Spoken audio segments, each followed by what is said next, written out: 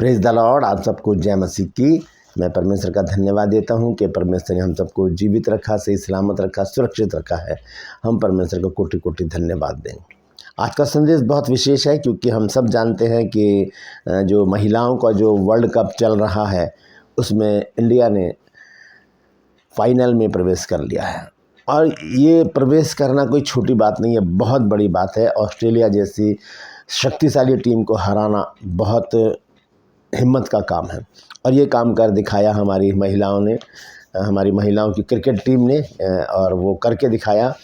लेकिन इस जीत के साथ एक बहुत बड़ी बात जुड़ी है क्रिश्चियंस के लिए, क्योंकि इस सेमीफाइनल में पहुंचाने वाली एक लड़की है जिसका नाम है जमीमा रॉड्रिग्स।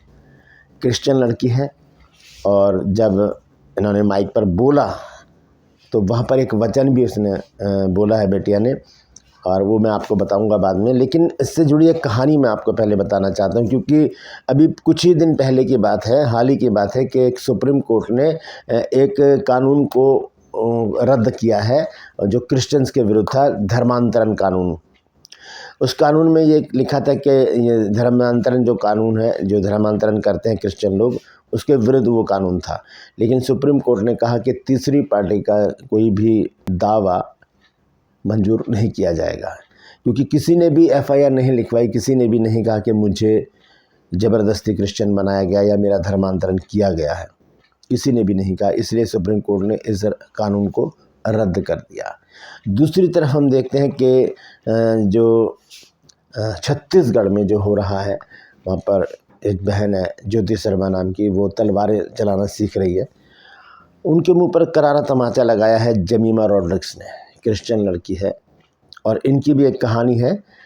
इनके पापा जो हैं इवान रॉड्रिग्स, उनके ऊपर धर्मांतरण का इल्ज़ाम लगा पिछले साल, और इसका असर जो है वो जमीमा के क्रिकेट कैरियर पर भी पड़ा और इन्हें 3 साल के लिए जो जिम खाना है उसके द्वारा निकाल दिया गया टीम से। 3 साल के लिए इनके ऊपर बैन लगा, लेकिन जमीमा ने हिम्मत नहीं हारी, ये लगे रहीं और वापस इनको टीम में मौका जब मिला, लेकिन सोशल मीडिया पर इनका विरोध और ज़्यादा बढ़ गया और इन्हें भारतीय क्रिकेट टीम से निकालने की मांग उठने लगी।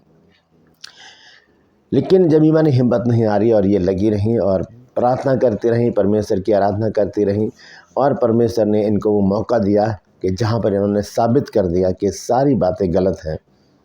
और सेमीफाइनल में पहुंचाने के लिए जब जमीमा ने क्वार्टर फाइनल में एक इनिंग्स के लिए 127 रन की एक धमाकेदार इनिंग्स, उसके बाद वो इतना रोई हैं, आप सभी ने देखा होगा।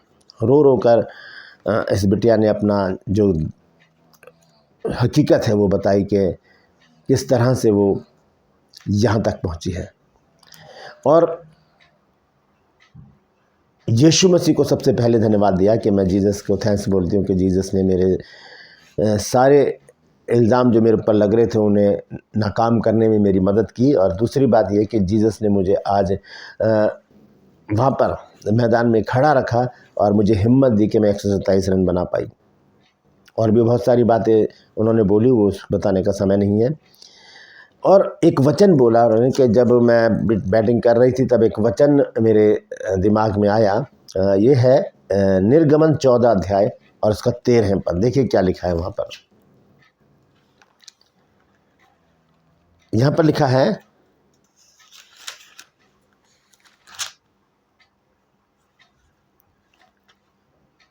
मूसा ने लोगों से कहा, डरो मत, खड़े खड़े वह उद्धार का काम देखो जो यहोवा आज तुम्हारे लिए करेगा, क्योंकि जिन मिस्रियों को आज तुम देखते हो उनको तुम फिर कभी ना देखोगे। और 14 पद में लिखा है, यहोवा आप ही तुम्हारे लिए लड़ेगा, इसलिए तुम चुपचाप रहो। तो ये वचन इस बिटिया ने बोला और ये वचन जब खेल रही थी इनके दिमाग में था, यानी कि प्रभु यीशु मसीह को इन्होंने पहला स्थान दिया और प्रभु यीशु मसीह ने इन्हें विजयी बनाया। आज पूरे विश्व में इस बिटिया का नाम है जमीमा रॉड्रिग्स। और मैं ये बताना चाहता हूँ कि जो ईसाई विरोधी हैं, जो क्रिश्चियन विरोधी हैं, वो इस समय क्या सोच रहे होंगे।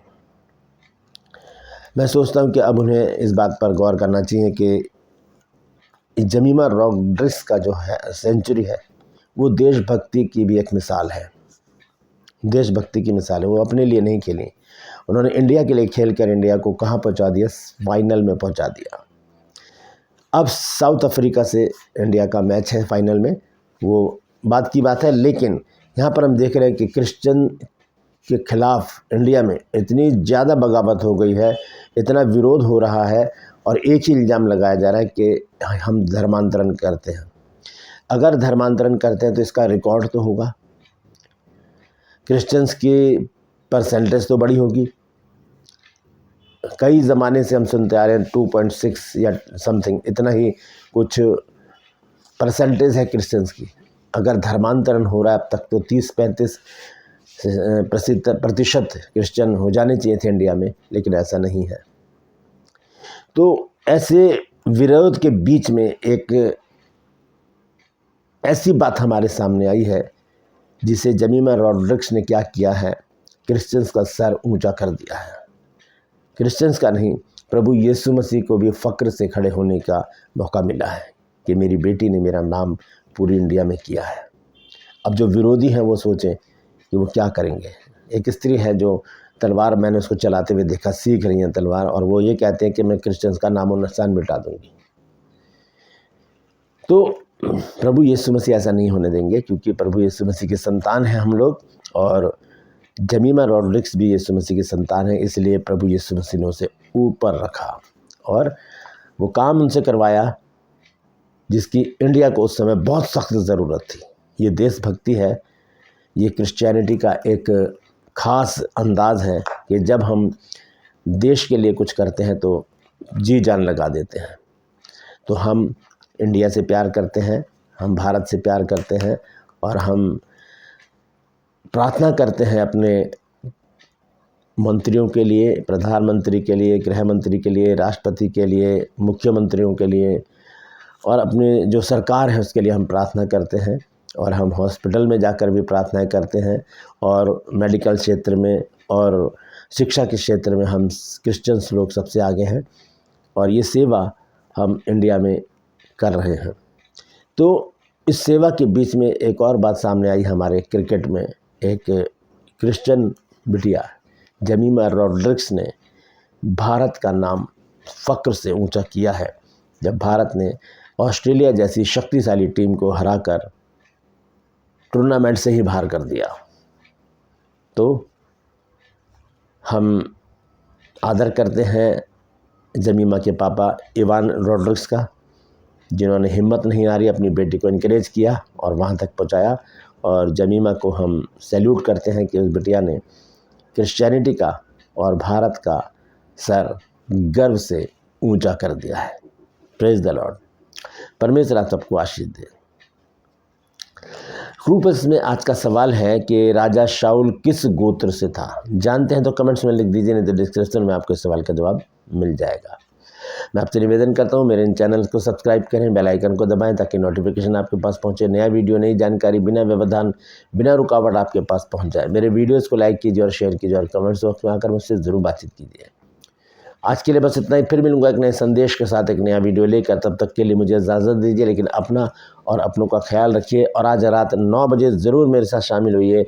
आज टाइम है लाइव आने का, तो मैं रात को 9 बजे एक नया संदेश लेकर लाइव आऊँगा, तो ज़रूर शामिल होइए। एक नए संदेश के साथ हम सब मिलकर परमेश्वर की महिमा करेंगे। Praise the Lord. परमेश्वर आप सबको आशीष दे।